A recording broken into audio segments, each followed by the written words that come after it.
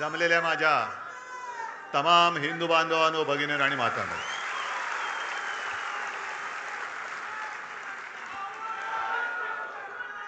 आज शिवसेनेचा 60वा वर्धापन दिन आहे आणि 60वा वर्धापन दिन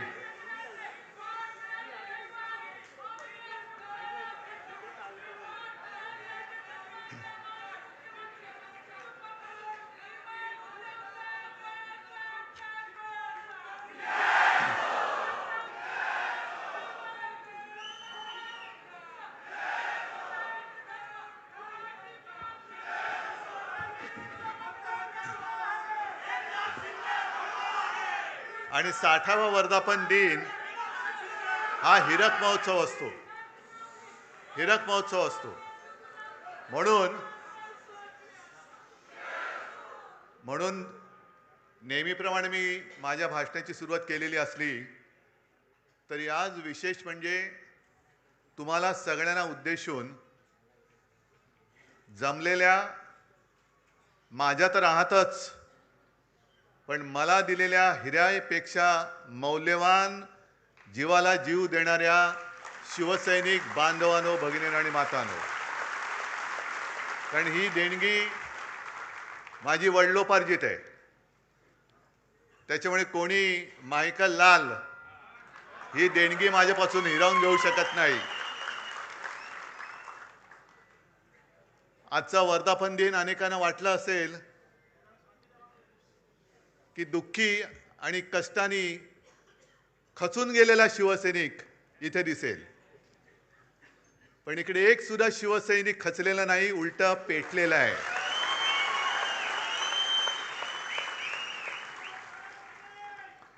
आणि त्या कांबळेला कसा तुडवला पुढचं तुम्हाला माहिती आहे. कारण अनेक जण मला सांगतात की उद्धवजी आता तरी आदेश द्या. म्हटलं आदेश बाळासाहेब कधीच देऊन गेलेत.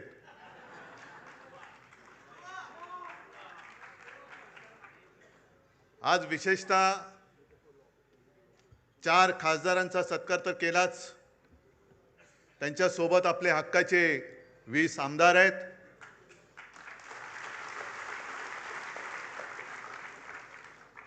तुमच्यामध्ये बसलेले अनेक नगरसेवक आहेत आणि या चॅनलच्या माध्यमातून देशाच्या कानाकोपऱ्यात शिवसेना आणि बाळासाहेब प्रेमी हा कार्यक्रम बघतायत. तुमचा सत्कार कसा करायचा? माझा जीव ओवाळून टाकला तरी हा सत्कार पूर्ण मी करू शकत नाही. कारण संकटामागून संकट आली, येतील, पुढे येतील, पण संकटाला पुरून उरणारा शिवसैनिक माझ्यासोबत आहे तोपर्यंत मी सुद्धा करणार नाही. ही 60 वर्ष ही काही साधी नव्हती. या 60 वर्षामध्ये ज्यांनी शिवसेनेसाठी खस्ता खाल्ल्या, आज सुद्धा माझ्यासमोर अनेक जण बसलेत, तुरुंगवास भोगलेत, रक्ताचं पाणी केलंय. त्यातले काही जण आपल्यात आहेत, काही जण आपल्यात नाही आहेत. त्या सगळ्यांना मी विनम्र अभिवादन करतोय. शिवसेना प्रमुखांसोबतची ती पहिली नेत्यांची फळी, ती त्यावेळेला जी सगळी होते, मनोहर जोशी, सुधीर जोशी, वामनराव, प्रमोद नवलकर, दत्ताजी नलोडे, किती नावं घ्यायची. या सगळ्यांनी जे जे काही त्यावेळेला कष्ट घेतले, ते कष्ट आज महाराष्ट्राच्या कानाकोपऱ्यात आपल्याला दिसत आहेत. संकट अनेक आली, हे काय संकट नाहीच आहे. मगाशी चंदन शिवे जे बोलले तेच माझं मत आहे की ज्या वेळेपासून आपण आपलं यश अपयश हे निवडणुकीच्या निकालाबरोबर तुलना करायला लागलो, तिकडे आपण फसलो. शिवसेना जे उत्तर शिवसेना प्रमुखांनी माझ्या समोर तेव्हाचे जे होम मिनिस्टर होते, मला वाटतं इंद्रजित गुप्ता, आपली सत्ता होती, आपलं सरकार होतं, आणि एक घटना अशी घडली होती की जणू काय आता हे सरकार बरखास्त करणार. आणि ते गृहमंत्री आले होते, शिवसेना प्रमुखांना त्यांनी भेटायची इच्छा व्यक्त केली. शिवसेना प्रमुख गेले, मी सोबत होतो, आणखी नेते तेव्हा सोबत होते. आणि इंद्रजित गुप्ता म्हणजे किती जणांनी त्यांचा फोटो पाहिला असेल मला माहिती नाही, पण त्यांचा चेहराच असा होता की जणू काही बुलडॉग समोर बसलाय. आणि त्यांनी सुरुवात अशी केली आणि सगळं बोलल्यानंतर बाळासाहेबांनी त्यांना सांगितले, तुम्ही काय कराल? माझं सरकार बरखास्त कराल ना? एक लक्षात घ्या, आम्ही सत्तेसाठी जन्माला आलेलो नाही, सत्ता आमच्यासाठी जन्माला आलेली आहे.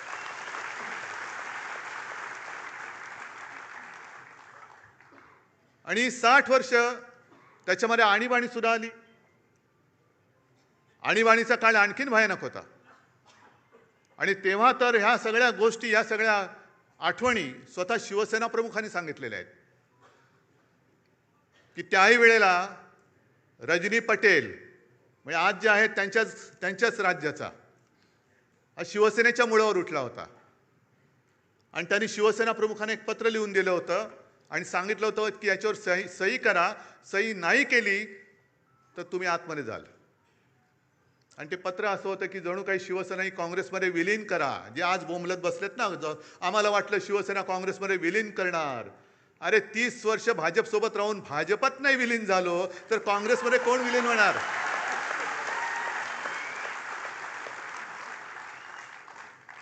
आणि शिवसेना प्रमुखांनी उत्तर दिलं होतं, मी सही करणार नाही, फेकून दिलं पत्र आणि सांगितलं जा तुझ्या पटेलला सांग, ज्या क्षणी तुम्हाला हात लावशील तेव्हा बाहेर तुझी आरती उठलेली असेल, प्रेत यात्रा निघेल तुझी बाहेर. या सगळ्या संकटाला तोंड देत देत देत आपण इथपर्यंत आलेलो आहोत. कारण काही सांगतायत. शिवसेना म्हणे काँग्रेसमध्ये विलीन होण्याची आम्हाला भीती वाटली. अरे मला भीती वाटते महाराष्ट्र भाजप आता शिवसेनेत विलीन होईल. कारण एक भाजपवाला मला सांगत होता की उद्धवजी काय दिवस आलेत आमच्यावर. आम्ही शिवसेनेसोबत भाजपा गावागावात पोहोचवण्यासाठी घरदार विसरून मेहनत केली, पण आता हे उपरे आमच्या डोक्यावरती बसलेत. आणि म्हणे काय सांगावं, दिल्लीतनं उद्या आदेश येईल, जा मिंदेची दाढी खाजवा. मिंदेचं म्हटलं नको, एवढं पुरेसं आहे, कळलं मला पुढचं काय ते. आम्हाला खाजवावी लागते दाढी. ही अशी वेळ आली. आहे कुठे तो भाजप, आहे कुठे? आज भाजपकडे संसदेत 2/3 मेजॉरिटी अजिबात नाहीये. पण जेवढे भाजपाचे खासदार आहेत त्याच्यात 2/3 सगळे बाहेरचे आहेत, सगळे काँग्रेसमधले आहेत, इथले तिथले आहेत. म्हणजे जे मी लोकसभेच्या निवडणुकीत बोलत होतो तेच मगाशी कोणतरी एक कवी बोलले की अरे तुम्हाला राजकारणात पोरं होत नाही म्हणून आमची का पळवत आहे? तुमच्या वांजोटेपणावर तुम्ही उपचार करा ना. विचाराचं वांजोटेपण आहे तुमच्यामध्ये. आमची कशाला पोरं पळवतात? किती पळवाल पोरून? आमची काय तुमची पोरं पळवणारी टोळी म्हणून आमची पोरं पुरवणारी टोळी नाहीये. किती किती घेऊन जाल तुम्ही? आणि काय उद्धव ठाकरे कोणाला भेटत नाहीत. बरं उद्धवजी नाही तर आदित्य ठाकरे फिरले पाहिजेत. मग मी जर कोणाला भेटत नव्हतो तर गदाड्या तू निवडून कसा आलास? लोकसभेच्या वेळेला सुद्धा तुमच्या सगळ्यांच्या सोबत प्रत्येक लोकसभेमध्ये किमान 6 ते 10 सभा मी तेव्हा घेतल्या होत्या. 6 ते 10 तेव्हाही निवडून आलेले आहेत. पण जर का मी असं गर्वाने म्हटलं की मी तुला तिकीट दिलं, मी तुला निवडून आणलं, मी तुला मंत्री केलं, मी तुला आमदार केलं, मी तुला विधानसभेतल्या मंत्रिपदाची तिथली खुर्ची दाखवली, तर हा माझा गर्व असेल. पण मी गर्वाने नाही बोलू शकत, कारण मला माहिती आहे की उद्धव ठाकरेला किंमत नाही, उद्धव बाळासाहेब ठाकरेला किंमत आहे.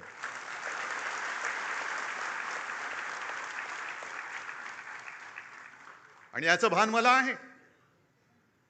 आपण ज्या वेळेला सगळ्या महिलांना माहिती आहे, आता शहरामध्ये तर काही जंगलतोड बेसुमार चाललेली आहे.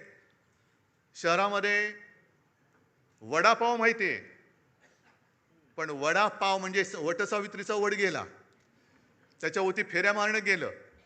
पण वड मोठा असतो, त्याचे पारंब्या असतात. एखादा लांबून नमस्कार करतो, त्या पारंबीला वाटतं मलाच केला, तुला नाही केला, तुझ्या मागच्या खोडाला केलेला आहे, हे लक्षात ठेव. वड त्याला म्हणतात.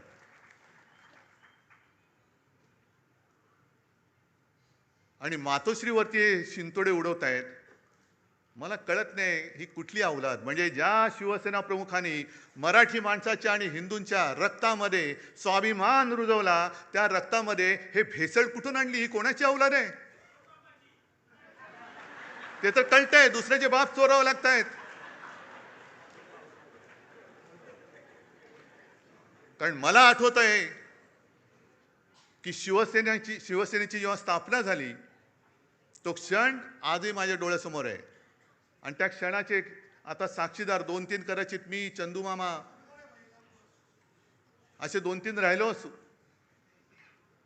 मी अनेकदा सांगितलेलं आहे की तुमच्या सगळ्यांपेक्षा सगळ्यात ज्येष्ठ शिवसैनिक मी आहे. कारण शिवसेनेच्या स्थापनेचा नारळ हा माझ्यासमोर फुटलेला आहे आणि त्यातनं उडालेले तुषारे माझ्या अंगावरती उडालेले आहेत. नाही, तुम्ही त्या क्षणाला तिकडे हजर नव्हतात. खरसीकर बोलतात मी होतो म्हणून. मी तेव्हा तिकडे हजर होतो आणि ते तुषार माझ्या अंगावरती उडाले. मी मागेही बोललोय की मला कल्पना नव्हती की ते उडालेले तुषार मला एवढं भिजवून टाकतील, की पूर्ण शिवसेनेची जबाबदारी माझ्या खांद्यावर येईल. तिथपासून मी शिवसेनेची वाटचाल बघतोय. कसे कसे शिवसैनिक मोठे झाले, कसे त्यावेळेला कसं सगळ्यांच्या एक पायाकडे हात लावला तर आता कोणाला कळणार नाही, कटकट्या असायचा. माहिती आहे कोणाला? काय? रामपुरी. आणि ते हे आमचा टाइमपास तोच. आम्ही शाळेतली मुलं सगळे लालबाग परळ, तेव्हा परेल नव्हतं, परळ होतं. शिवसैनिक यायचे आणि तेच सुरक्षा कवच. आणि कुठून कुठून दुसरीकडनं पण सगळे शिवसैनिक यायचे. आणि मग प्रत्येक जण दाखवायचा, बघा माझा 8 काठ्याचा आहे. म्हणजे त्याला टक टक टक टक टक 8 आवाज यायचा, 11 काठ्याचा, असे सगळे ते होतं. आणि ते बघत बघत आम्ही लहानाचे मोठे झालो. तेव्हाच्या सगळ्या मारामाऱ्या एकतर म्हणजे म्हणतात ना, एक तू तरी राहशील तर नाही तर मी तर राहीन, तशा त्या मारामाऱ्या व्हायच्या. गँग वॉर, हे तसं गँग वॉर आत्ता जसं मध्ये झालं होतं तसं गँग वॉर नाही. वाड्यांची फाईट, सोडा वॉटरच्या बाटल्या, दगडफेक वगैरे सगळं तिथून बघत बघत बघत आता जे सुरू झालंय ते सगळं काय त्याला म्हणतात, ट्रोलिंग. म्हणजे घर बसल्या शिव्या द्यायचं. पण या सगळ्यांना मला एक सांगायचं आहे की मातोश्रीवरती जे जळतायत, ठाकरे कुटुंबियांवरती जे जळतायत, त्यांना ठाकरे कुटुंबानी काय काय भोगलंय, काय काय सोसलंय याची जरा तरी माहिती आहे का, कल्पना आहे का? आपण बोलताना बोलतो की हा महाराष्ट्र छत्रपती शिवाजी महाराज, शाहू फुले, आंबेडकर, सावित्रीबाई फुले यांचा आहेच. पण शिवाजी महाराजांच्या वेळेला सुद्धा गद्दार होतेच. शाहू फुले, आंबेडकर सगळ्यांना त्रास झालाय. महात्मा ज्योतिबा फुले आणि सावित्रीबाई यांच्यावर सुद्धा धोंडमार आणि शेणमार झालेली आहे. आज आपण त्यांना दैवत मानतो, पण प्रत्यक्ष होते त्यावेळेला त्यांच्यावरती शेणमार झालेली आहे. शाहू महाराजांना सुद्धा त्याचा सामना करावा लागलेला आहे, त्यांची सुद्धा बदनामी झालेली आहे. कशाला माझ्या आजोबांना प्रबोधनकार ठाकरे जे सांगतात ना, प्रबोधनकारांचा वारसा घेऊन पुढे जा, पण प्रबोधनकारांना सुद्धा काय काय भोगावं लागलंय का? तर कर्मठ आणि बामणी वृत्ती, ज्या जुन्या वाईट रूढी परंपरा होत्या त्या तोडून मोडून टाकल्या पाहिजेत, याच्यासाठी प्रबोधनकार उभे राहिले होते. घराचा पत्ता नाही, कुटुंब घेऊन महाराष्ट्रभर फिरले. अनेकदा बाळासाहेबांनी सांगितलेले की त्यांची ती भावंड आणि आई, मी तर माझ्या आजीला कधी बघितलं नाही, पण विंचवाचं बिराट जसं पाठीवर असतं तसं घेऊन माझे आजोबा महाराष्ट्राच्या कानाकोपऱ्यात फिरत होते. एखाद्या गावी गेल्यानंतर कुठे आसरा मिळाला तर आजीला सांगायचं की ठीक आहे चल बघ, आणि आजी माझी सगळे काही भांडी कुंडी जी काही 2-4 असतील ती काढून काय संसार थाटायचा प्रयत्न करायची. तेवढ्यात आजोबा गावातनं फेरी मारून यायची आणि सांगायची नाही जमत, चला निघायचं आपल्याला, चालले दुसऱ्या गावामध्ये. अनेक वेळेला त्या काळी आमच्या घरावरती मेलेली कुत्री आणि कचऱ्याचे ढीग फेकले गेलेले आहेत. शिवसेना प्रमुखांनी तर काय टीका सहन केली हे तुम्हाला माहिती आहे. आज माझ्यावर टीका होते, माझ्या पत्नीवरती टीका होते, आदित्यवरती घाणेरडे आरोप होत आहेत, तेजसवरती होत आहेत. का? तर एका क्षणी ज्या वेळेला भाजपने दगा दिला तेव्हा मला जबाबदारी स्वीकारावी लागली मुख्यमंत्री पदाची, म्हणून हा जळफळाट झाला. तुम्ही नाही, तुम्ही मातोश्रीने फक्त वाढायचं काम करायचं, जेवायचं काम ते करणार. जे काय मिळेल, मंत्री मीच झालो पाहिजे, मुख्यमंत्री मीच झालो पाहिजे, माझं ड्युटा कार्ट खासदार झालं पाहिजे, मंत्री झालं पाहिजे, मातोश्रीने भोगायचा मातोश्रीला अधिकार नाही. नाहीच आहे, आम्हाला नको आहे काही. पण सोसायचं किती? उद्धवजींचं ठीक आहे, पण आदित्यने फिरायला पाहिजे. अरे पण जेव्हा जेव्हा आमच्या कुटुंबावरती हल्ले झाले, कोणाचे असे शाब्दिक किंवा काही आरोप केल्यानंतर यापैकी या गदड्यांपैकी एक तरी छातीची ढाल करून आमच्या समोर उभा राहिला होता त्यांच्या वर झाल्याला. आज जी काही गद्दारी झालेली आहे, मी त्या त्या वॉर्डातल्या तमाम मतदारांची आज जाहीर माफी मागतोय. कारण त्या सगळ्या मतदारांनी अगदी मोदींची लाट असताना त्यांच्या विरोधात माझ्यावरती, बाळासाहेबांवरती विश्वास ठेवून यांना निवडून दिलं होतं.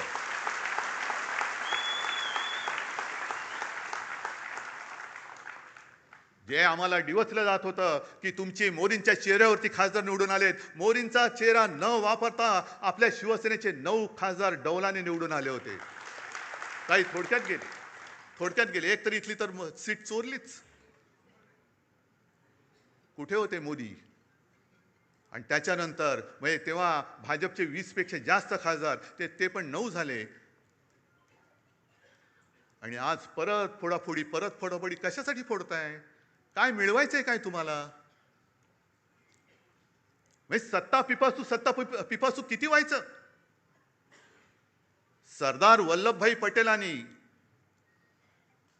मराठवाड्यामध्ये पोलीस कारवाई केली, ती का केली होती? रजाकारांना घालवण्यासाठी आणि तो प्रांत आपल्या देशात आणण्यासाठी म्हणून पोलीस कारवाई केली होती. आणि यांनी काय केलं? 2-2.5 लाख सीमा सुरक्षा दल घुसवलं. कुठे घुसवलं? बंगालमध्ये एका महिलेला हरवण्यासाठी निवडणूक आणि स्वतःचा पक्ष जिंकण्यासाठी देशाचं सुरक्षा दल तुम्ही वापरता. कोणालाच काय वाटत नाही. ममता बघा कशा लढतायत. काय होतंय? हारल्यानंतर किती देशामध्ये प्रतिक्रिया उमटली. 2.25-2.5 लाख फौज जर तुम्ही निवडणूक जिंकण्यासाठी वापरत असाल, स्वतःच्या पक्षासाठी वापरत असाल, तर मणिपूरमध्ये का नाही घुसवत? अजून 12 वर्ष होऊन गेली. पाकव्याप्त काश्मीरमध्ये अजून का नाही घुसवली? चला उद्या घुसवा. शिवसेना तुम्हाला जाहीर पाठिंबा देते. देशाचा हिताचा निर्णय घ्या ना तुम्ही. असं तोडून फोडून भामटेगिरी करण्यापेक्षा बोलवा ना आम्हाला. आम्ही तर पाकिस्तानी नाही होत ना. माझ्या घराण्याचा इतिहास आहे. तुमच्या असलं तर तुम्ही पण सांगा. असेल, मी कुठे नाही म्हणतोय. आम्ही पाकिस्तानातून आलेलो नाही आहोत. आम्ही सुद्धा देशप्रेमी आहोत. तुमच्या एवढेच किंवा तुमच्यापेक्षा जास्त काकणभर जास्त आम्ही देशप्रेमी आहोत. आणि आज जे आपल्याला विरोध करतायत हे तेच आहेत ज्यांनी शिवसेना प्रमुखांना विरोध केला. पण तेव्हा शिवसेना प्रमुखांची गरज होती त्यांना. माझ्या आजोबांना विरोध करणारे हे गोमूत्रधारी जे होते त्या प्रवृत्त्या परत बोकाळलेल्या आहेत. हो, मी त्यांना गोमूत्रधारीच म्हणतो. हे हिंदुत्व नाहीये, हे भोंदुत्व आहे. आमचं हिंदुत्व हे शेंडी जाणवाचं नाहीये. आमचं हिंदुत्व हे राष्ट्रीयत्व आहे.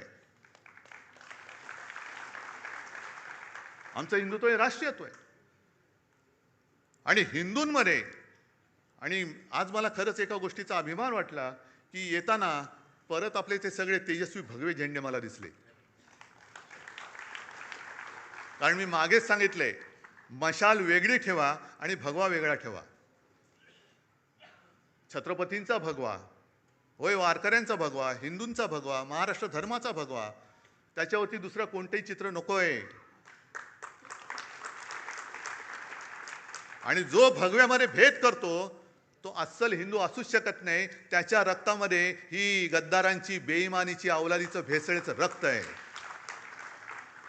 भेसळयुक्त रक्त हे भगवा हातात घेऊ शकत नाही, घेता कामा नये. आज शिवसेना 60 वर्षाची झाल्यानंतर पुढे काय करणार? ज्या पद्धतीने आजच्या देशाचं राजकारण चालू आहे हे बघितल्यानंतर जनतेचा लोकशाहीवरचा विश्वास आता उडत चाललेला आहे. म्हणजे आज 2 कवींनी त्यांच्या कविता सादर केल्या. इंस्टाग्रामवरती आज मी एक कार्टून पाहिलं, ते पण सांगणार आहे. आणि एका कवीची एक कविता ती पण आत्ता मला आठवली. आपण काय म्हणतो? मशाली समोरचं बटन दाबा, आम्हाला मत मिळेल. काँग्रेस काय म्हणतं? हातासमोरचं बटन दाबा, आम्हाला मत मिळेल. पवारसाहेब म्हणतात तुतारीचं बटन दाबा, आम्हाला मत मिळेल. भाजप म्हणतात तुम्ही कोणाचंही बटन दाबा, तो माणूस आमच्याचकडे येणार आहे. मग निवडणुकीचा खर्च करता कशाला? आणि आता हे जे दिवस चाललेले आहेत ते बघितल्यानंतर डॉक्टर लोक आता प्रश्नचिन्हांकित झाले, तर आपण नेमकं करतो काय? कारण जे कार्टून मी म्हणत होतो ते सोशल मीडियावरती आज आले. एका सोने चोराला पोलिसांनी पकडले आणि तो चोर त्यांना सांगतो, हो साहेब, चोरी म्हणू नका, ऑपरेशन गोल्ड म्हणा. त्याशिवाय डॉक्टर आता गोंधळलेत की आपण चोरी करतोय की ऑपरेशन करतोय. पण हे असं ऑपरेशन जर होत असेल तर तुम्हाला सगळ्यांना आणि आपल्या देशाला मिळून ऑपरेशन कमळ करावं लागेल. हा लोकशाहीचा धोका आहे. लोकशाहीला हा धोका आहे. देश असंच जर का चालत राहिलं तर देश अराजकाच्या दिशेने चाललेला आहे. ही मला वाटणारी भीती आहे. मी भाकीत करणारा नाहीये. ज्योतिषावरती तर माझा बिलकुल विश्वास नाहीये. पण समोर, म्हणजे तुम्ही आता समोर दिसतात तेच भवितव्य आहात. कारण ज्या देशामध्ये तरुणाईला झुरळ म्हटलं जातं, मानलं जातं, त्या देशाचं भविष्य काय असणार? आपल्याला जे काही या निवडणुका हे जिंकतायत, वाटेल ते करून निवडणुका जिंकतायत आणि पदं बळकावतायत. बरं, एवढं तर कमी पडतंय. तुमच्याकडे बहुमत आहे तरी स्थानिक स्वराज्य संस्था असतील, आणखीन काही असेल, पलीकडनं कोणाला अर्जच भरू द्यायचा नाही. अर्ज भरला रे भरला की उचल त्याला. कशासाठी हे करताय? एवढं सगळं मिळून तुम्ही जाणार आहात कुठे? काय करणार आहात देशाचं? आणि मग ते जे नड्डा बोलले होते की देशामध्ये फक्त एकच पार्टी राहील, वन नेशन वन इलेक्शन, हा एक भाग. पण यांची वाटचाल वन पार्टी नो इलेक्शन कडे चाललेली आहे. एकच पार्टी राहील, दुसरी पार्टी राहताच कामा नये आणि सगळं काही आमचं, याच्याकडे या दिशेने चाललेली आहे. पण त्यांना मला सांगायचंय, भाजप सुद्धा कधीकाळी आपला दोस्त होता, त्यांना मला एक प्रेमळ सल्ला द्यायचा आहे की तुम्ही या वाटेने जाल तर दीर्घकाळ सत्ता तुम्हाला लाभणार नाही. आणि ज्यांना आपण आपल्या देशाचं भाग्यविधाते समजतो त्या तरुण मुलांना जर का तुम्ही झुरळ समजत असाल तर एक लक्षात घ्या, आपलं स्वातंत्र्य हे निवडणुका जिंकून मिळालेलं नाही. त्या वयातल्या मुलांनी क्रांती केली म्हणून आपल्याला स्वातंत्र्य मिळालेलं आहे. ती मुलं जर का पेटली तर हे तुमचं सरकार सुद्धा राहणार नाही. काढा ना, काय वय होती? खुदिराम बोस 17 वर्ष, अनंत लक्ष्मण कानेरे काय वय होतं? भगतसिंग काय वय होतं? राजगुरू काय वय होतं?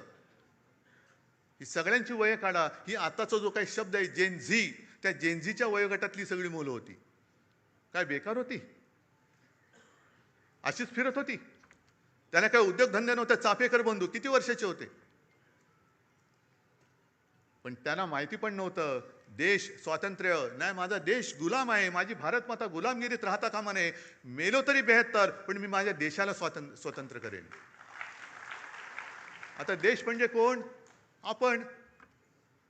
देश म्हणजे मला एक शाळेमध्ये धडा होता, देश म्हणजे देशातील माणसं, दगडधोंडे नाहीत. आपण सगळे आहोत, पण आपलेच जर का दगडधोंडे झाले तर मग हे स्वातंत्र्य उपभोगणारे कोण? कोण उपभोगणार आहे? बरं, चला एक असा विचार करून चालतो की याच्या पुढे शिवसेना निवडणूकच लढवणार नाही. काय करणार आहेत बोला? काय करतील? बरं, तुमच्यापैकी किती राहतील माझ्यासोबत? बघा, एकही तिकीट मिळणार नाही. मग काय करतील? कारण का? मरमर मेहनत तुम्ही करायची, निवडून आपण आणायचं आणि यांचे खोके खोक्यावर खोके. म्हणजे शेतकरी रडतोय, त्याच्या मालाला हमी भाव नाही, पण आमदार खासदाराचा हमी भाव ठरलेला आहे. म्हणजे शेतकऱ्याला, ते कैलास पाटील परवा सांगत होते, ते सांगतील, शेतकऱ्याला आता कर्ज माफी त्यांनी दिले. आपण मुक्त म्हणतो, ते माफी म्हणतायत. कर्जमाफीमध्ये त्यांनी अशा अटीतटी शर्ती टाकलेल्या आहेत की शेतकरी म्हणाल मेलो तरी चालेल पण तुझं कर्ज नको, म्हणजे भीक नको पण कुत्रा आवर. म्हणजे शेतकऱ्याला तुम्हाला धड कर्जमुक्त करायचं नाहीये, शेतकऱ्याच्या मालाला किंमत द्यायची नाहीये, पण नुसते आमदार खासदार आणि नगरसेवक आणि हे विकत घ्यायचे. वा, एवढा पैसा आहे तुमच्याकडे? निवडणुकीच्या आधी लाडकी बहीण आणि आता 80 लाख महिलांचं ते त्यांची ओवाळणी काढून घेतलेली आहे. काय टर्रेबाजी करत होते, दाढी खाजवत फिरत होते. काय मिळाले की नाही, मिळाले की नाही. पण मला एका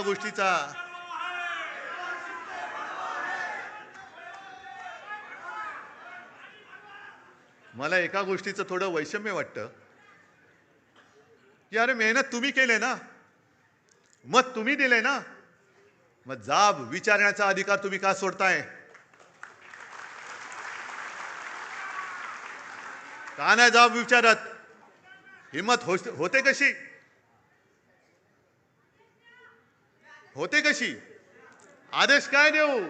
निवडून आणा म्हणून तुम्हाला मी आदेश दिला होता, तुम्ही निवडून दिलं, मग मेहनत तुम्ही घेतलेली आहे. मेहनत केल्यानंतर जाब विचारण्याचा अधिकार तुमचा आहे, तुम्ही तो बजावत नाही आहात. विचारा जाब त्यांना. आणि मी स्वतः बघितलेलं आहे, हे आता जे गेलेत त्याला कैलास साक्षीदार आहे. माझं भाषण झाल्यानंतर तुडुंब सभा होती. माझं भाषण झालेलं एक शेतकरी आला, मळके कपडे, शेतकऱ्याचे कपडे तसेच असतात, आणि एक बटवा घेऊन आला.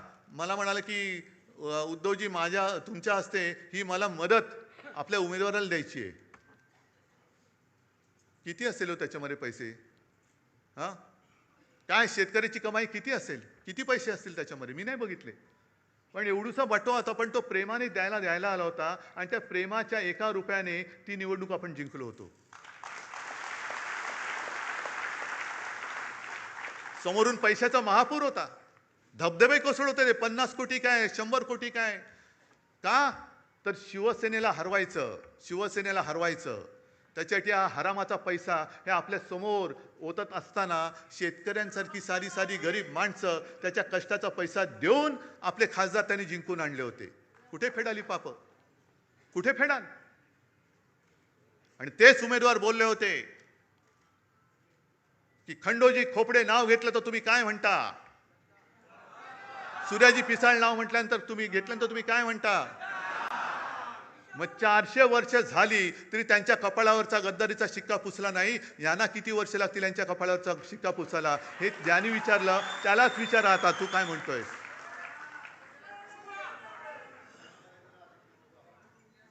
तुम्ही महाराष्ट्राचा विश्वासघात करता. अरे त्यावेळेला आपल्या महाराष्ट्राने तो त्यांचा अश्वमेध अडवला होता. हा पराक्रम महाराष्ट्राने केलेला आहे. त्याही वेळेला काँग्रेस सोबत होतीच ना. काँग्रेसच्या नेत्यांच्या सभा तुम्हाला हव्या होत्याच ना. आज एकदम तुम्हाला वाटायला लागलं की शिवसेना काँग्रेसमध्ये विलीन होईल. शिवसेना विलीन होण्यासाठी आलेली नाहीये, तर शिवसेना ही मराठी माणसाच्या आणि हिंदुत्वाच्या रक्षणासाठी आणि न्याय हक्काच्या लढ्यासाठी जन्माला आलेली आहे. आणि मग काँग्रेसचा विषय काढलाच आहात तर तेही तुम्हाला सांगतो, काँग्रेसने सुद्धा आपल्याला छळलंच नाही, म्हणतच नाही मी. आपला अर्ध्याहून अधिक आयुष्य हे काँग्रेस बरोबरच्या दुश्मनीमध्ये, राजकीय वैरामध्ये गेलेलं आहे. अगदी टोकाचं वैर, अगदी काय तिखट टीका आपण केलेली आहे. आणि टीका कोणासाठी केली? भाजप सोबत होता आपल्या म्हणून, भाजपसाठी म्हणून. काही वेळेला त्यांचे वार शिवसेना प्रमुखांनी त्यांच्या अंगावरती घेतलेले आहेत. बाबरी पाडल्यानंतर हे सगळे भाजपवाले पळून गेले होते पाय लावून पार्श्वभागाला, तेव्हा शिवसेना प्रमुख फक्त उभे राहिले होते. कोणासाठी उभे राहिले होते?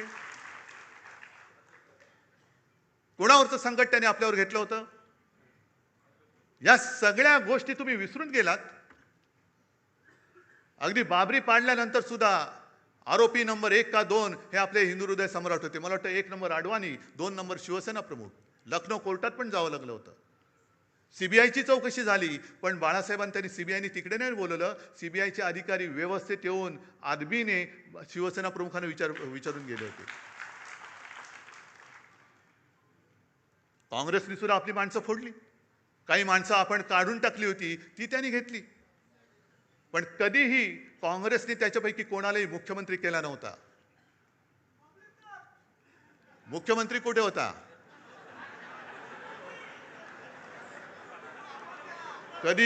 कधी काँग्रेसने आपल्याला छळलं असं छळलेलं नव्हतं. कधीही काँग्रेसने मातोश्रीवरती डोळे असे हावरटासारखे उगारून बघितलेले नव्हते. पण आज भाजपा शिवसेना मुळासकट उखडून टाकायला निघालेला आहे. मातोश्रीला बदनाम करायला निघालेला आहे. हा फरक आहे. आणि ही संस्कृती भले काँग्रेस कोण असेल ती असेल, पण तुमच्या हिंदुत्वापेक्षा काँग्रेस त्यांच्या शब्दाला जागलेली आहे. ज्या मातोश्रीने, ज्या बाळासाहेबांनी, कोण तुम्ही असाल, तडीपार होतात, कशासाठी तडीपार झाला माहिती नाही, आपला वाचव याला, तुम्ही काय केलंय, काही का असे नाही, असू दे त्याला, बसू दे त्याला. हे सगळं बाळासाहेबांनी सोसलं, भोगलं, त्याची फळं तुम्ही आम्हाला दाखवताय.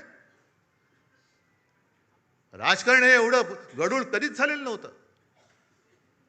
खरं म्हणजे राजकारणामध्ये 2 माणसं इकडे तिकडे गेली, 4 माणसं, हे ठीक आहे, पण पक्षाच्या पक्ष तुम्ही संपवायला निघालेला आहात. ज्या पक्षाने तुमचं बोट धरलं नसतं, तर तुम्हाला कोणी ओळखलं नसतं, तुम्ही तिथेच त्याच वेळेला गाडले गेला असतात, त्यांना तुम्ही आज संपवायला निघालात. बरं, आज मी आणखीन मुद्दामून एक हे ऐकवतोय. हे आता जे त्यांचं चाललेलं आहे सगळं, की टू थर्ड, हे कायदेतज्ञ उल्हास बापट, की 2/3 लोकांची संमती असावी लागते, या मुद्द्याचा आधार घेतला जातोय. पण तो अर्धवट आधार घेतला जातोय. आता 10व्या शेड्यूलमध्ये असं म्हटलेलं आहे की जर का एखाद्या सदस्याने आपणून पक्ष सोडला तर तो डिस्क्वालिफाय होतो या 10व्या शेड्यूल खाली. आणि मग 4थ्या पॅरेग्राफमध्ये लिहिलंय की यातनं कोण कोण वाचू शकतं, तर पक्षाने जर का विलिनीकरण केलं आणि त्याला 2/3 सदस्यांनी जर का संमती दिली तर ते वाचतात. म्हणजे निर्णय जो आहे मर्जरचा तो पक्षाने घ्यायचा. या 6 लोकांकडे तो मर्जरचा निर्णय नाहीये. हे त्या तिकिटावर निवडून आलेले, तो पक्ष नाहीये, पक्ष वेगळा आहे. त्यामुळे इथे निर्णय जो आहे तो उद्धव ठाकरेंनी घ्यायचा आहे. आणि मग जर का 2/3 असतील तर ते वाचतील. तर आता याच्यावर सुप्रीम कोर्टाने आतापर्यंत 4 वर्ष हा खटला पडू नये, अजून सुप्रीम कोर्टाने याच्यावर निर्णय दिलेला नाही. मला तर काही वेळा असं वाटतं की इतक्या उदात्त हेतूने हा अँटी डिफेक्शन लॉ केला होता 85 साली, की ही जी संसदीय लोकशाही आहे त्याचा आत्माच मुळी पक्ष पद्धती आहे. तर ती निकोप ठेवायची असेल तर पक्षांतर बंदी कायदा पाहिजे, म्हणून हा केला. त्याचं इतकं विकृतीकरण गेल्या काही दिवसांमध्ये केलंय 4 वर्षामध्ये, आणि सुप्रीम कोर्ट गप्प बसलंय. तर मला तर काही वेळा असं वाटतं, राज्यघटना शिकवणारा म्हणून, की या विकृतीकरणाला सगळ्यात जास्त कोणी जबाबदार असेल तर सुप्रीम कोर्टच जबाबदार आहे.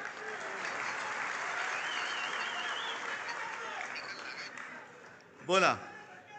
आता उद्या आमच्या आणि बापट साहेबांच्या डोक्यावरती हातोडा पडेल, सुमोटो. कारण झालंय काय की एका बाजूने सुप्रीम कोर्ट आणि आमचे कायदा मंत्री बॅडमिंटन खेळतायत आणि मध्ये आमचं शटलकॉक झालंय. संविधानाचं पण शटलकॉक झाले, हा त्याच्याकडे, तो त्याच्याकडे, तो त्याच्याकडे. अरे देशाची बरबारी होते आणि तुम्ही तिकडे मजा मारत बसलात.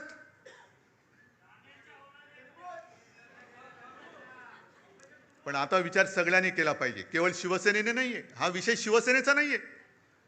का शिवसेना पाहिजे, एक तर शिवसेना हवी आहे की नको आहे, हा विचार सगळ्यांनी करा. महाराष्ट्राने केला पाहिजे. आज सुद्धा मी जेव्हा जातो, म्हणजे अगदी ठीक आहे, मी जिल्हा परिषद निवडणुकीला नाही फिरलो कोणी. याचं कारण मला स्थानिक नेते उभे राहिले पाहिजेत. त्यांच्या जीवावरती तुम्ही शिवसेनेची धुरा ही स्थानिक पातळीवर तरी सोपवणार आहात की नाही? का प्रत्येक वेळेला आपले पंतप्रधान येतात, अगदी दूध संघाच्या निवडणुकीला सुद्धा भाई और बहनो, मग माझे स्थानिक लोक आहेत कुठे? बरं, तुम्ही खासदार आहात, तुम्ही आमदार आहात, अरे करा ना निवडणूक, लढवा. पण ज्या वेळेला आपत्ती आली होती मराठवाड्यावरती, या गेल्याच वर्षी जमीनच्या जमीन वाहून गेली होती, शेतकऱ्याची जमीनच्या जमीन, महापुरामध्ये घरं वाहून गेली, भांडीकुंडी वाहून गेली, वह्या पुस्तकं वाहून गेली. तेव्हा मुख्यमंत्री उपमुख्यमंत्री कोणी आले नव्हते. मी आणि माझ्या बरोबर हे सगळे अंबादास, चंद्रकांत खैरेसाहेब, कैलास वगैरे त्यावेळेतले सगळे आमदार, खासदार आणि आपले शिवसैनिक त्यांच्या मदतीला धावून गेले होते. मी मुख्यमंत्री होतो हे सांगावं का लागतंय? कारण लोक विसरतात. कोणी न मागता कर्जमुक्ती ती सुद्धा कोणत्याही प्रश्नाशिवाय मी केली होती. 10 रुपयामध्ये शिवभोजन दिलं होतं. आणि करोनामध्ये काय केलं होतं हे तुम्हाला माहिती आहे. आणखीन आमच्या घराण्याचा जो इतिहास आहे तो एक सांगायचा राहिला, कारण प्रबोधनकारांपर्यंत तुम्हाला सगळ्यांना माहिती आहे. प्रबोधनकारांचे वडील सीताराम ठाकरे कोणालाच माहिती नाही आहेत. माहिती असतील कसे? कारण जसा करोना आला होता तसं त्यावेळेला प्लेग आला होता. आणि तेव्हा आमचं घराणं हे पनवेलमध्ये राहायचं. आणि प्लेग म्हणजे काय? लागला की गेला.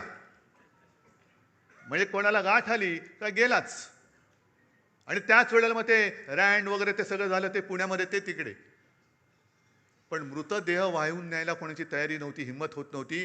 तेव्हा प्रबोधनकारांचे वडील सीताराम ठाकरे आणि त्यांच्या सगळ्या मित्रमंडळींनी हे मृतदेह वाहण्याचं काम केलं आणि त्याच्यात ते घेऊन ते गेले. आहे कोणाचा असा घराण्याचा इतिहास? आमच्या अंगावर येते येता. आणि म्हणून मी आज शेवटी तुम्हाला विचारतोय, मी आजपर्यंत तुम्ही मला जपलत कारण शिवसेना प्रमुखांचा आदेश. जसं शिवसेना प्रमुखांनी सांगितलं की जसं तुम्ही मला जपलं मी तुम्हाला जपलं, तसं उद्धवला सांभाळा, आदित्यला सांभाळा, तसं मी आज तुम्हाला सांगतोय. मी कसा आहे तुम्हाला माहिती आहे. माझ्या माणसाने माझ्यावरती बोट दाखवलं तर एक क्षण सुद्धा मी राहणार नाही तिकडे. आणि म्हणून मी मुख्यमंत्री पद सोडलं आणि वर्षा सोडून मातोश्रीला गेलो. त्याच्यामुळे नाटक म्हणून मला कधी जमलेलं नाही आणि करण्याची गरज नाही आहे. मला जर का काही पाहिजे असतं तर आज सुद्धा मी विना सायास विधान परिषदेमध्ये टिकोजीरावासारखं जाऊन बसलो असतो, पण मी नाही गेलो. म्हणून मी आज तुम्हाला सांगतोय, विचार करून उत्तर द्या.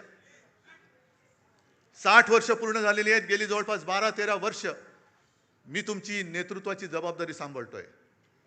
पण जे आरोप माझ्यावरती होत आहेत ते जर तुम्हाला खरं वाटत असतील तर तुम्ही मला सांगायचं, मी आत्ता या पदावरनं पाय उतारवायला तयार आहे. फक्त माझी एक अट आहे की ही सोन्यासारखी शिवसेना चोराच्या दरोडेखोराच्या हातात जाऊ द्यायची नाही. तुमच्यापैकी एक शिवसैनिक येऊ द्या, तो शिवसेना पक्षप्रमुख बनेल. मला त्याचं सुद्धा कौतुक वाटेल. मला नेतृत्वाची सोच नाही, मला नेतृत्वाची हाव नाहीये. मी आत्ता हे पद सोडायला तयार आहे. पण कोणी लाचार, गद्दार, भेसळयुक्त रक्ताचा माणूस माझ्यावरती आरोप करत असेल तर त्याला उत्तर तुम्ही द्यायचं आहे. बाकी मी डगमगलेलो नाहीये, मी खचणारा नाहीये. अनेक संकट आली, अनेक वादळं आली, मी पळणारा नाहीये. मी पहाडासारखा उभा राहीन, जबाबदारी स्वीकारेन. पण तुमच्या मनात जोपर्यंत विश्वास आहे तोपर्यंतच हे मी करेन. आणि ज्या क्षणी तुम्हाला वाटेल त्या क्षणी मी हे पद सोडल्याशिवाय राहणार नाही. जय हिंद, जय महाराष्ट्र.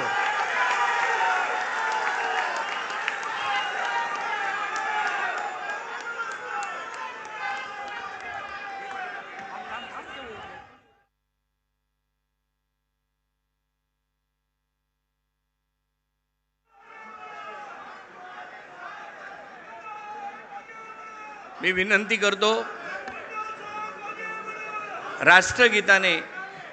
राष्ट्रगीतासाठी सर्वांनी उभं राहावं.